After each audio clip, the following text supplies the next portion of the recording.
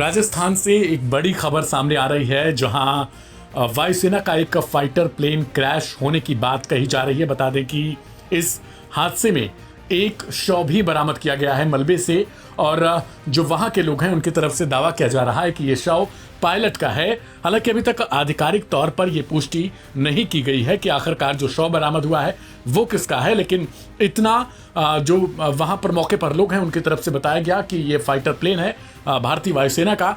चूरू के रतनगढ़ इलाके में जो फाइटर प्लेन है उसके क्रैश होने की बात है। मलबे से पायलट का शव बरामद करने की खबरें आ रही हैं। हालांकि अभी तक इसकी आधिकारिक तौर पर पुष्टि नहीं की जा सकी है। तो लगातार ये हादसों का दौर देश में देखा जा रहा है। एक तरफ अभी हाल फिलहाल में गुजरात में प्लेन क्रैश हुआ था, जिसके बाद करीब 300 लोगों की मौत हुई थी। तो गुजरात के बाद एक बार फिर से राजस्थान में फाइटर प्लेन क्रैश होने की जो बात सामने आई, उसमें शुरुआती जानकारी के मुताबिक फाइटर प्लेन राजल देसर के पास क्रैश हुआ है। अभी इस खबर की जो और विस्तृत जानकारी है उसकी वायुसेना की तरफ से दी जाएगी, क्योंकि वायुसेना ने आधिकारिक तौर पर इस बात की पुष्टि नहीं की है। लेकिन फिलहाल ग्रामीणों की तरफ से सूचना ये दी गई पुलिस को, और मौके पर पुलिस प्रशासन पहुंचा हुआ है। आसमान में तेज आवाज के बाद खेतों में आग की लपटें दिखी और धुआं उड़ता हुआ देखा गया। क्रैश साइट जो है वहां पर जो फाइटर जेट है उसका मलबा दिखाई दे रहा है, बिखरा हुआ है। जैसे ही ये फाइटर प्लेन क्रैश हुआ उसके बाद रतनगढ़ इलाके में पूरी तरीके से हड़कंप मच गया। कलेक्टर से लेकर वहां के स्थानीय पुलिस जो है वो अधिकारियों के साथ वहां पर पहुंच चुकी है। सेना की रेस्क्यू टीम भी मौके पर पहुंचने वाली है। बताया जा रहा है कि घटनास्थल को सील करके जांच शुरू की जाएगी। Aim right, achieve big. At KR Mangalam University, we provide you the platform to turn your dreams into reality. At KR Mangalam University.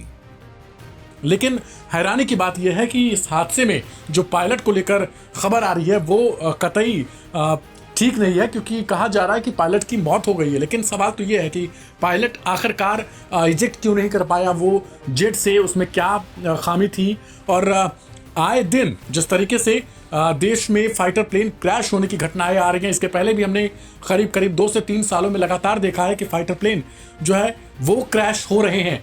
हालांकि जो अभी तक खबर मिली है उसके मुताबिक ये जगुआर है जो क्रैश हुआ है। और बड़ा सवाल ये है कि आखिरकार जब ये क्रैश हुआ तो फिर जो पायलट है वो सुरक्षित तौर पर इजेक्ट क्यों नहीं कर पाया, और क्या कुछ खामियां रही, वो जांच का विषय है। लेकिन अपने आप में बहुत गंभीर सवाल भी है भारतीय वायुसेना के लिए भी, सरकार के लिए भी, कि आखिरकार कौन सी ऐसी खामियां हैं जो कहीं ना कहीं प्लेन क्रैश होने की घटनाएं लगातार वो मिल रही हैं।